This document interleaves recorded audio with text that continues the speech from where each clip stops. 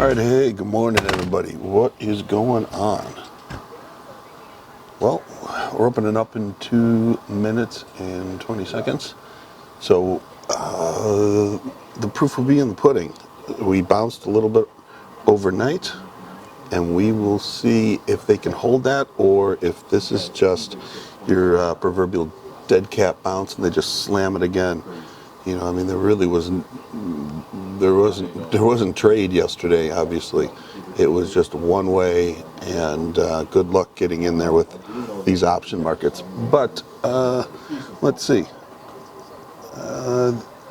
Now we have some currency stuff going on with the yuan. They set the currency's reference point higher than the 7 per dollar level. It's the first time since what, 2008?